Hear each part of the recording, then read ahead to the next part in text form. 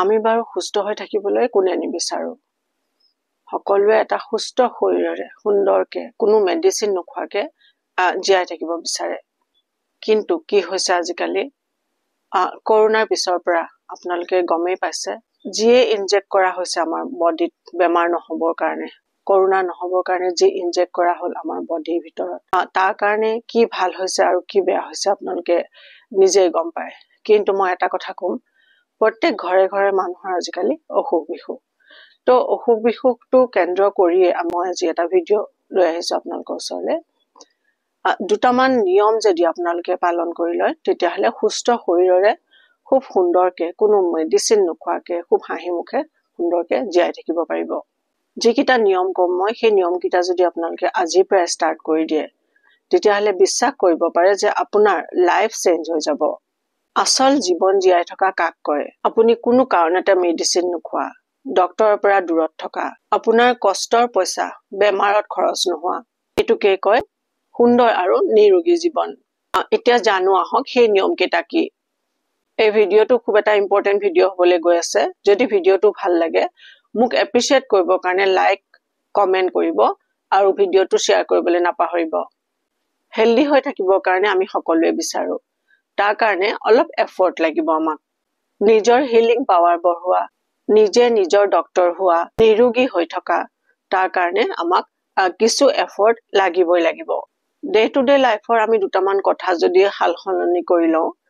তেতিয়াহলে আপুনি দেখিব নিশ্চয়কৈ আপোনাৰ লাইফ চেঞ্জ হৈ যাব আৰু খুব সুন্দৰ আৰু সুখী লাইফ এটা আপুনি কটাব পাৰিব এক নম্বৰটো আপোনাৰ যদি ইনডাইজেশনৰ প্ৰবলেম আছে আৰু ম্যাক্সিমাম মানুহৰ এই প্ৰবলেমটো থাকে আমি যি বস্তু খাওঁ ভালকৈ ডাইজেষ্ট নহয় আমাৰ কিছু প্ৰবলেম তাৰ পৰা আৰম্ভ হয় যদি আপুনি বিচাৰে আপোনাৰ খোৱা বস্তুখিনি ভালকে হজম হওক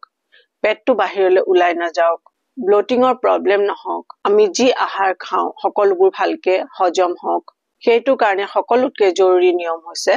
খোৱাৰ লগে লগে বা আহাৰ খোৱাৰ পিছত কেতিয়াও পানী নাখাব আহাৰ খোৱাৰ পিছত 1 ঘণ্টা বা 45 মিনিট পিছত পানী খাব তাকো কুহুমীয়া পানী খাব ইয়াৰ এটা ডাঙৰ কাৰণ হৈছে খোৱাৰ লগে লগে যদি আমি পানী খাই দিও আমাৰ পেটত থকা জঠৰ অগ্নি এক্টিভ হৈ যায় সেইটোক যদি আমি পানী খাই পেলাই ডিএক্টিভেট কৰি দিও তেতিয়াহলে আমাৰ খোৱা বস্তুখিনি পচিবলৈ ধৰে পেটৰ ভিতৰত আৰু পচি পেলাই তাৰ পৰা গ্যাস হ'বলৈ ধৰে আৰু ডাইজেষ্ট ৰিলেটেড বহুত প্ৰবলেম আমাৰ শৰীৰত হ'বলৈ ধৰে কেতিয়াবা এনেকুৱা হ'ব পাৰে খুব জৰুৰী হৈ যায় অকনমান পানী খোৱাটো ডিঙিত লাগিব পাৰে বা খোৱা আমি যিখিনি খাওঁ সেইখিনি অলপ ড্ৰাই হয় তেতিয়াহলে খোৱাৰ মাজতে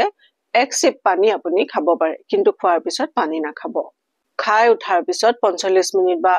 1 ঘণ্টাৰ পিছত আপুনি পানী খাব পাৰে আৰু সেইখিনি সময়ত পানী খোৱাটো জৰুৰী হৈ পৰে আমাৰ খোৱাখিনি ভালকে হজম হ'বলৈ খোৱা আহাৰখিনি ভালকে হজম হয় আৰু পেট ৰিলেটেড কোনো প্ৰবলেম যাতে আমাৰ শৰীৰত নহয় নাম্বাৰ 2 বহুত বয়সলৈকে আমি যদি সুস্থ শৰীৰেৰে থাকিব বিচাৰো তেজ বা লিভাৰত কোনো টক্সিন আমাৰ জমা নহওক বা চকুৰ পাৱাৰ আমাৰ নকমক তেতিয়াহলে সপ্তাহত 2টা দিন আহাৰত তিতা বস্তু এটা এড কৰিব যিকোনো তিতা হ'ব পাৰে নিম পাত হ'ব পাৰে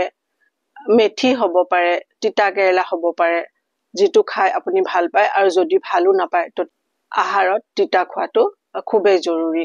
আৰু এই তিতাটোৱে আমাৰ ভিতৰৰ কিডনি লিভাৰ এবোৰ সাফা কৰিব আমাৰ মিঠা খাওঁতে খাওঁতে আমাৰ কোলেষ্ট্ৰল আৰু গ্লুকোজৰ মাত্ৰা বাঢ়ি যায় আৰু হেতু এটা ডাঙৰ কাৰণ হ'ব পাৰে ডায়াবেটিক হোৱাৰ যদি আপুনি বিচাৰে বডিত গুড ব্যাকটেৰিয়া এক্টিভ হৈ থাকক গ্লুকোজ লেভেল মেইনটেইন হৈ থাকক টক্সিনছ নাবাঢ়ক আমাৰ শৰীৰত তেতিয়াহলে আপুনি এই নিয়মটো পালন কৰিব লাগিব সপ্তাহত 2 দিন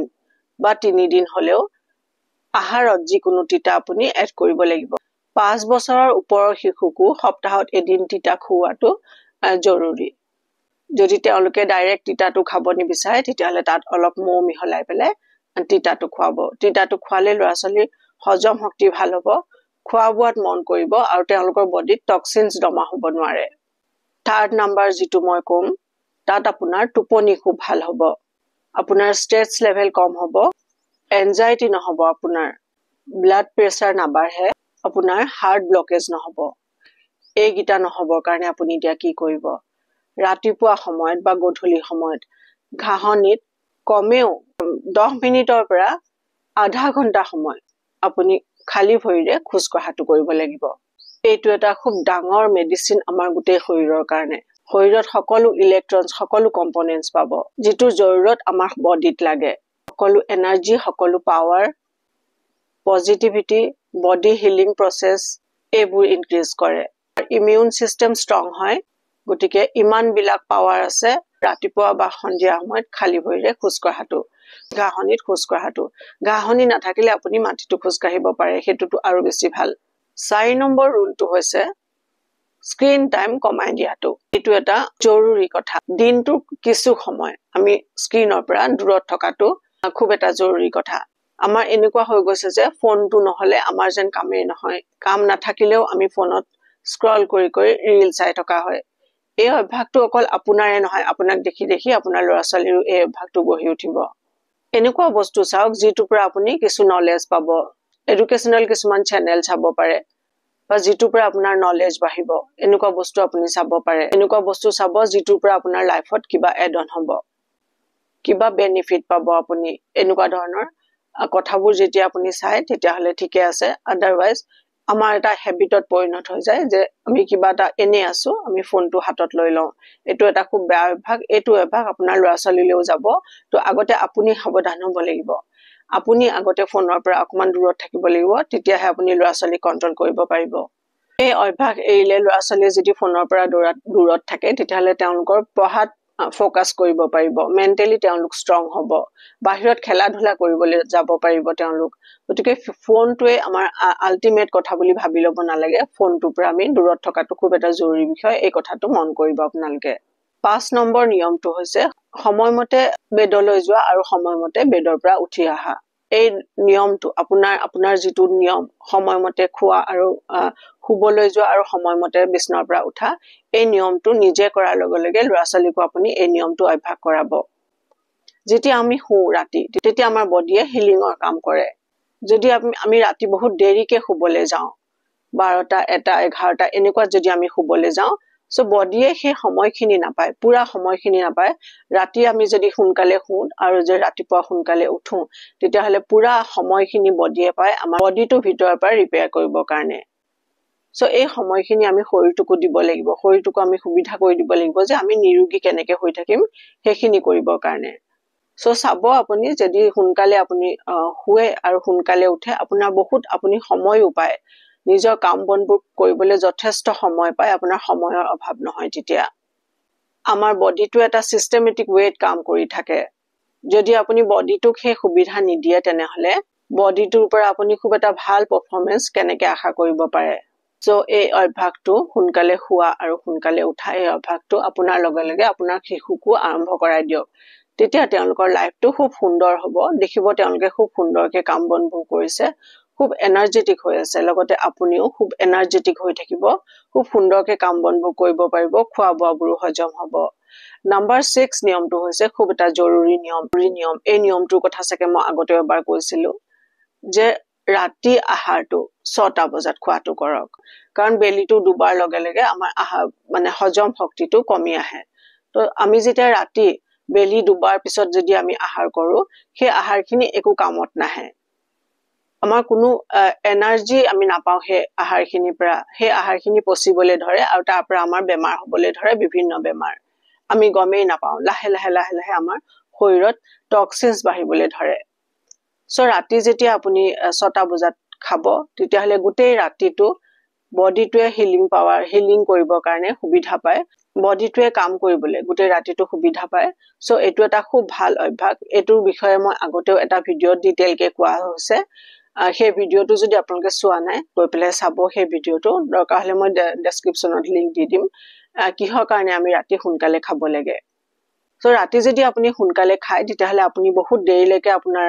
হাৰু পাই নাথাকে তেতিয়া হলে আপোনাৰ সোনকালে খোৱাটো হ'ব আৰু আপুনি সোনকালে উঠিবও পাৰিব সো এইকেটা নিয়ম আমি ভাল হৈ থাকিবলৈ আমি সুস্থ শৰীৰেৰে থাকিবৰ কাৰণে এই নিয়মগিটা পালন কৰিলে আপুনি খুবেই ভাল এটা ৰিজাল্ট দেখিবলৈ পাব